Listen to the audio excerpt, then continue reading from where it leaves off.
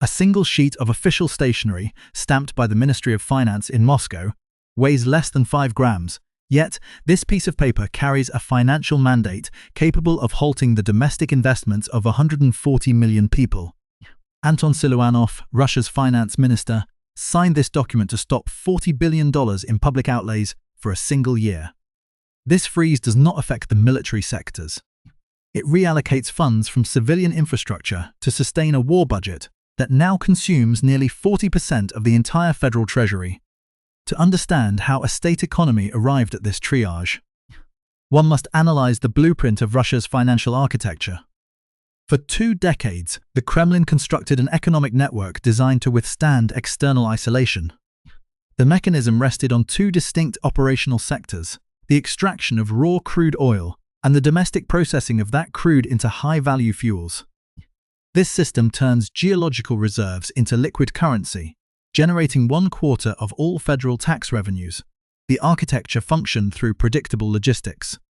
State enterprises extracted oil from Siberian fields and pumped it through thousands of kilometers of steel pipelines into 33 major domestic refineries. These processing plants operated as the central nodes of the national balance sheet, converting heavy crude into diesel, gasoline, and jet fuel. The state then sold these refined products across global markets at a premium, creating a cash reserve that maintained public services, regional infrastructure, and an internal security apparatus when the military campaign intensified.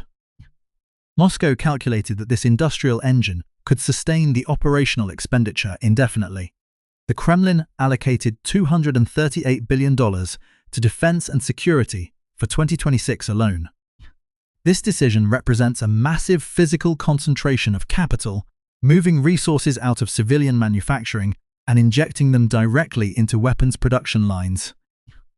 For 24 months, this continuous injection of state funds simulated industrial growth, expanding the gross domestic product by nearly 5%. But a war economy operates under a specific structural limitation. It produces no assets that generate future economic value. A tank does not build logistics networks. It consumes fuel and undergoes physical destruction on a battlefield. A missile represents millions of dollars of advanced guidance systems incinerated in seconds. The state became the sole purchaser of its own industrial output, effectively liquidating the very capital it printed to sustain production. The stability of this entire system depended on the tax base supporting the federal expenditure. The design required all 33 major oil refineries to operate at maximum engineered capacity, maintaining a constant volumetric flow of cash into the state treasury. Planners in Moscow treated these industrial complexes as fixed, invulnerable assets, protected by geographical distance and localized air defense networks. They did not calculate the physical vulnerability of the processing components themselves. A modern oil refinery is not a simple storage facility. It relies on a catalytic cracking unit, a massive, high-pressure steel tower built with complex metallurgy and specialized electronic controls. These units require years to manufacture, months to install, and are impossible to replace without access to international industrial suppliers. By early 2024, this geographic insulation disappeared when low cost. Long-range uncrewed aerial vehicles began navigating 1,600 kilometers into Russian territory. The flight paths bypassed troop concentrations to target the cracking units directly. Over a period of 28 months, 24 of Russia's 33 major refineries sustained direct physical impact. The strikes systematically disabled the high-pressure core of the energy sector, disrupting the exact mechanism that converts raw geology into federal budget revenue. By May 2026, this physical destruction manifested as a series of critical accounting failures. The Ryazan refinery halted all operations on May 15th. The Moscow refinery ceased production 48 hours later. A primary processing complex near Yaroslav reduced its output to 1/4 of its normal operating volume. In less than 30 days, a major global energy exporter lost the domestic capacity to manufacture sufficient fuel for its own internal consumption. The structural reaction occurred immediately. To prevent physical shortages at civilian fuel stations, the Kremlin enforced a total ban on gasoline and jet fuel exports extending through November. an energy exporter ceased selling its highest margin products to foreign buyers. Instead, the state began directing unprocessed raw crude toward Western maritime ports, forcing a 15% increase in raw crude exports during May. This shift represents a forced devaluation of national resources. Exporting raw crude at a market discount to compensate for broken domestic refining infrastructure reduces the net tax revenue flowing into the finance ministry. Direct infrastructure damage surpassed $1 billion, while the wider economic disruption exceeded $13 billion. The system now records an ongoing loss of approximately $100 million every 24 hours. This continuous drain undermined the calculations of the 2026 federal budget. The Kremlin had projected a total annual deficit of $53 billion, assuming the domestic banking system could absorb the gap through internal debt issuance.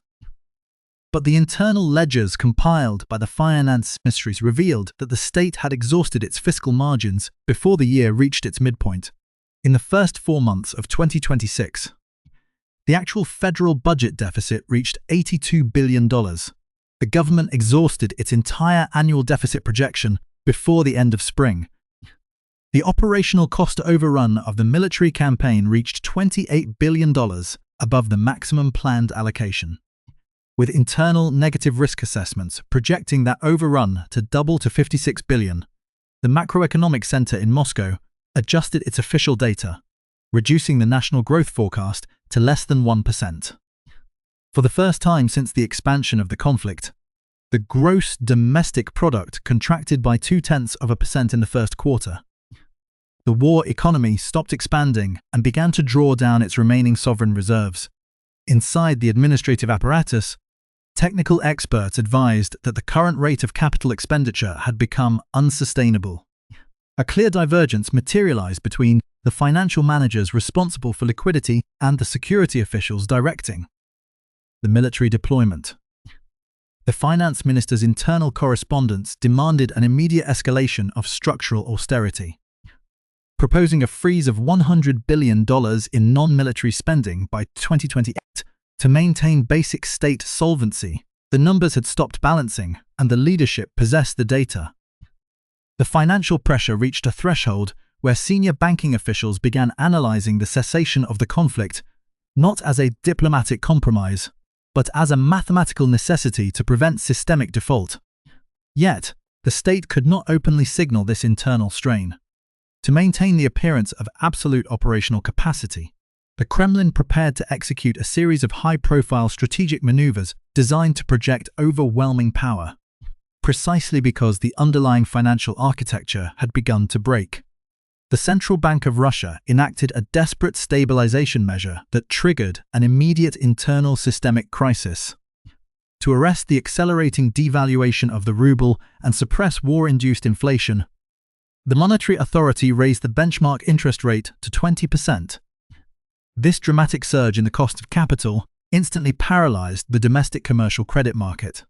Private enterprises could no longer borrow capital to fund basic operational activities or refinance outstanding corporate debts. By June 2026, 45% of all industrial firms recorded critical payment delays from their commercial partners, halting the flow of liquidity across manufacturing networks. This credit freeze collided with an acute, unprecedented structural deficit in the domestic labor market. The military apparatus required a continuous influx of 30,000 new contract soldiers every 30 days to sustain battlefield operations. Simultaneously, state-owned munitions complexes transitioned to round-the-clock, 3-shift schedules, absorbing every available mechanical engineer, machinist, and technician. This dual mechanism permanently removed more than 2 million working-age individuals from the civilian production sectors, creating an unfeeble labor void across agriculture, logistics, and consumer manufacturing. To retain their remaining personnel, civilian factory directors increased nominal wages by 25% within a single quarter. This sudden inflation of labor costs occurred without any corresponding expansion in actual physical production, establishing a catastrophic wage price spiral. More money entered circulation while the volume of available consumer goods contracted, eroding the internal purchasing power of the domestic currency far faster than official state statistics acknowledged. The physical means of production began breaking down simultaneously due to deep technological dependence on external networks.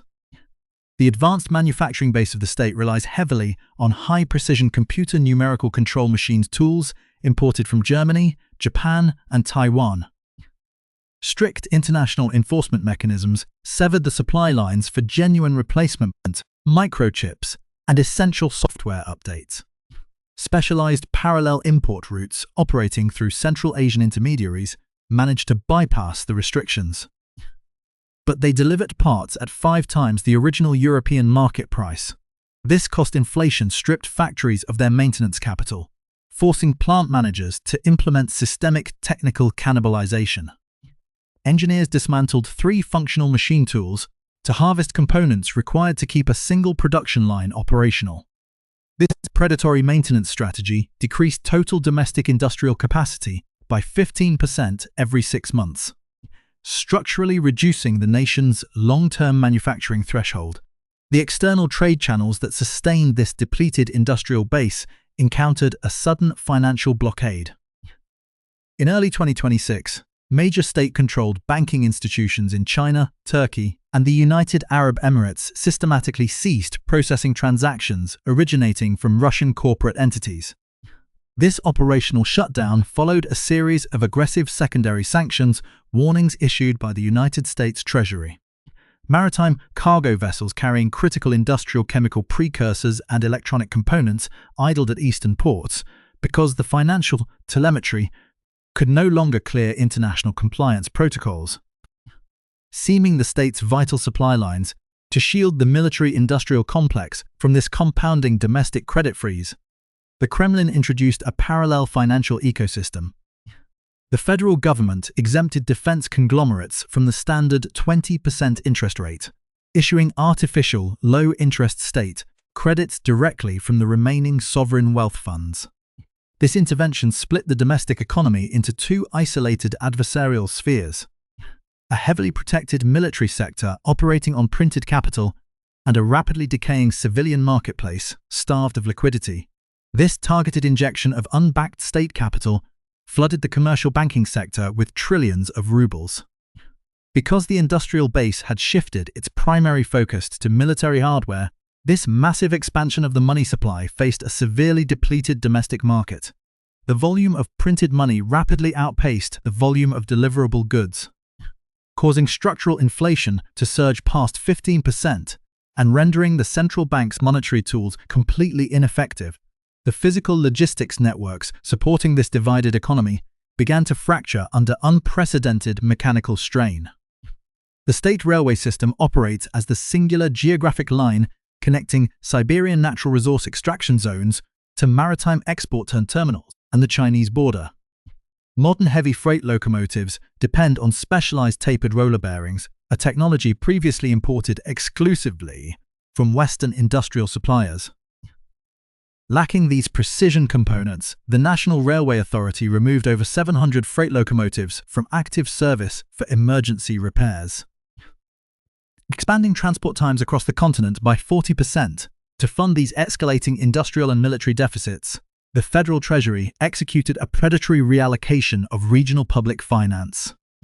The central government stripped billions of rubles from municipal utility budgets across 40 regions. Local administrations permanently suspended the maintenance of decaying water treatment facilities, electrical substations, and municipal heating networks. The physical infrastructure of the urban interior began a rapid process of structural disintegration. The state banking sector now holds trillions of rubles in uncollectible corporate debt, creating an acute, systemic insolvency risk that threatens the entire domestic financial framework. The Kremlin has locked itself into a terminal economic trap from which no safe administrative exit exists. The government cannot reduce its current rate of military spending because the state-funded defense sector represents the sole remaining driver of industrial employment and superficial economic activity. Halting the production lines would immediately trigger a massive wave of industrial bankruptcies and widespread labor unrest. Conversely, maintaining this current level of military consumption guarantees the total exhaustion of the remaining sovereign fiscal reserves within 12 months. The technical interventions implemented by the state have transformed into the precise mechanisms accelerating its internal ruin. The national economic architecture has passed the threshold of self-sustaining management, entering a terminal phase where every defensive calculation accelerates the momentum towards systemic collapse. A cartel of the nation's wealthiest oligarchs signed a $3 billion check that does not appear in official state revenue tables. In May 2026, the Kremlin extracted this sum through what it classified as voluntary corporate contributions, routed through obscure shell companies and offshore foundations. This emergency cash injection, which materialized after a private gathering with Vladimir Putin, represents a highly predatory fiscal measure, a direct corporate bailout of the state treasury by its own financial elite. Yet this multi-billion-dollar tribute covers less than 4% of the 6 trillion ruble structural deficit that accumulated during the first 5 months of the year. The capital required to sustain the military deployment has completely outgrown the private reserves of the billionaire class.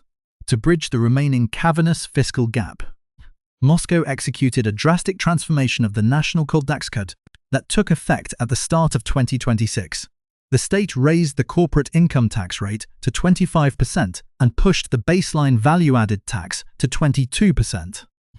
Simultaneously, the Finance Ministry lowered the tax exemption threshold for small enterprises from 60 million rubles to just 10 million. This policy instantly converted millions of micro-businesses, retail shops, and independent contractors into heavy tax-paying entities. The structural shock forced half of all small businesses across the country into immediate net losses, triggering a cascading wave of 17,000 corporate closures in the first quarter alone. Nordic Start Law.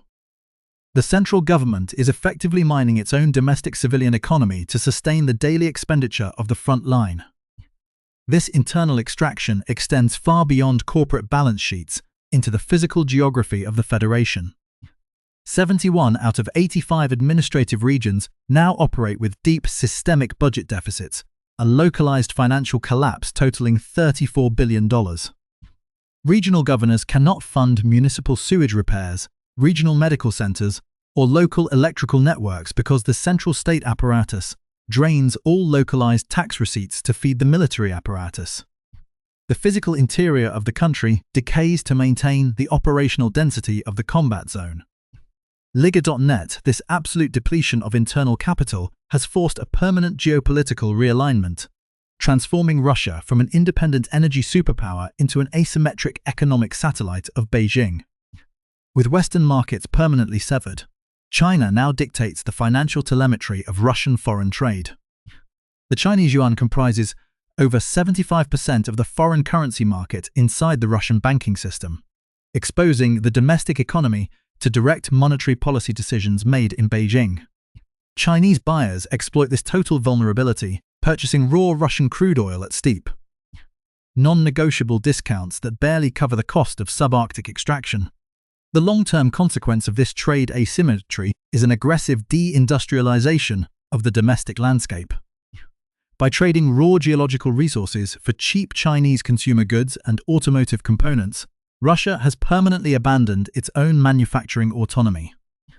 The domestic factories that once attempted to build sophisticated precision equipment now depend entirely on Chinese microchips, assemblies, and electronic modules. The nation has exchanged its European economic integration for a rigid system of dependency where Beijing controls the supply lines, the pricing, and the currency. To manage the daily friction of this dependency, the Finance Ministry rapidly exhausts the liquid portion of the National Welfare Fund. The remaining sovereign wealth no longer exists as cash or foreign bonds, but as illiquid stakes in state-controlled banks and domestic infrastructure projects that cannot be sold or converted on global markets. The state has consumed its emergency financial insulation, leaving the national currency entirely exposed to sudden external shocks or further disruptions in the global commodity markets. The stabilization mechanism that preserved the economy during previous crises has been completely liquidated. The human cost of the deployment generates its own compounding fiscal gravity.